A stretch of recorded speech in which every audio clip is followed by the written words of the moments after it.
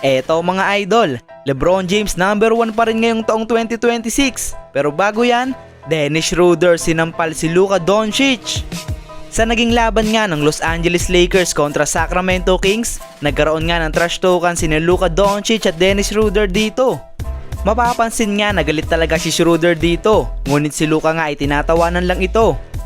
Akala nga ng lahat na pagtapos ng game na yon ay okay na, ngunit may isang pangyayari nga na naganap after ng game. Dahil ayon sa report, sinampal daw ni Dennis Schroeder si Luka Doncic. Naganap nga ito sa labas ng locker room ng Lakers.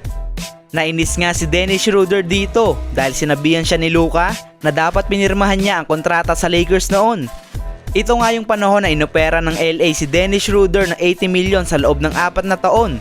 Ngunit hindi niya nga ito pinirmahan dahil sa tingin niya ng mga panahon na yon ay mas malaki pa doon ang kanyang value bilang isang player. Ngunit matapos nga ang pangit na performance niya noon sa playoffs kontra Phoenix Suns, hindi na nga siya inoperan pa ng Lakers at puro minimum contract na lang ang nakukuha niya. Kaya naman mukhang nasaktan nga si Dennis Schroeder dahil sa pang-aasar sa kanya ni Luka Doncic. Pero mali pa nga din ang kanyang ginawa dahil sinampal niya si Luka.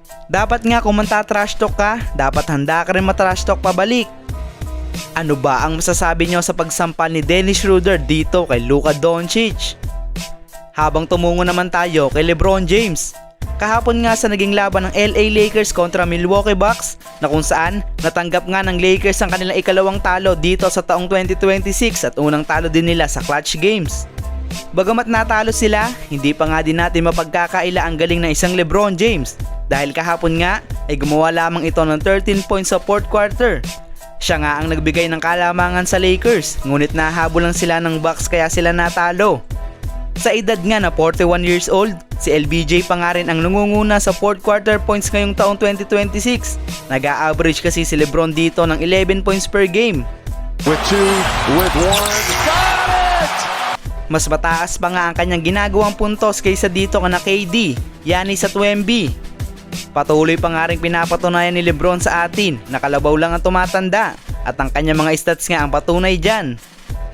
Ngayong taong 2026 nga, si LeBron James ay nag-a-average ng 28 points, 8.3 rebound at 8.5 assists per game, shooting 55% sa field at 33% sa 3-point line. Porter Jr. did a great job. Behind the back. Partida pa ha, hindi na siya ang first option ng kanilang team. Papaano na lang kaya kapag sa kanya na ulit umiikot ang opensa ng team? Baka mag-average pa si Lolo Bron dyan ng 30 points per game at baka mapasama pa rin siya sa MVP conversation.